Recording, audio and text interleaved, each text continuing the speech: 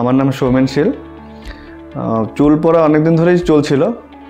যখন একদম লাস্ট স্টেজে পুরো সামনেটা ফাঁকা হয়ে গেছে, তখন এক বন্ধুর থ্রু দিয়েই যখন জানতে পারলাম যে এরকম ট্রান্সপ্ল্যান্ট করানো যায়, তখন করিয়েছি। তো হিমাদ্রি স্যারের কাছে এসেছিলাম, তখন উনাকে দেখানোর পরে বললেন যে 4,500 মতন গ্রাফট লাগবে।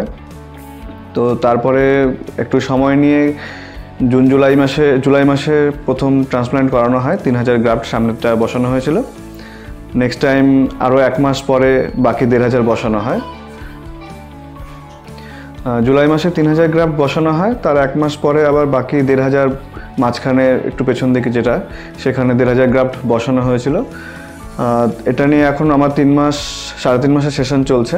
পিআরপি প্রত্যেক মাসেই নেওয়া হচ্ছে। প্রথম ভয় লাগছিল, কারণ কীরকম কী হবে না হবে। একটা পেন সেরকম কিছু হয়নি, অ্যানাস্থেসিয়া দেওয়ার সময় একটু পেন লাগছিল, বাট যখন কাজ চলছিল তখন কিছুই প্রবলেম হয়নি। ইনফ্যাক্ট নেক্সট টাইমেও কোনো প্রবলেম হয়নি, যে ব্যথা বা পেন কিছুই হয়নি। মেডিসিন যেভাবে উনি সাজেস্ট করেছিলেন সেভাবেই মেডিসিনগুলো নেওয়া হয়েছিল।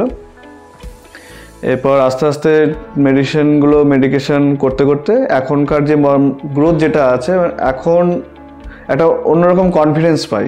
মানে কারো সামনে আসতে, কারো সামনে কথা বলতে একটা ভেতর থেকে যেন একটা অন্যরকম খুশি থাকে। আগে যেটা সবসময় কী হতো, যে লুকিয়ে থাকতাম বা পেছনে থাকতাম, সামনে আসতে চাইতাম না। আর সেই ভয় জিনিসটা কেটে গেছে, একটা কনফিডেন্সটা আমার অন্য লেভেলেরই চলে গেছে। বাট এইটা খুব হ্যাপি এখন। এমনি আর কোনো সাইড ইফেক্ট বা এরকম কিছুই হয়নি, পেইনও হয়নি। যেভাবে উনি বলছেন সেভাবে আমি ট্রিটমেন্টটা চালিয়ে যাচ্ছি।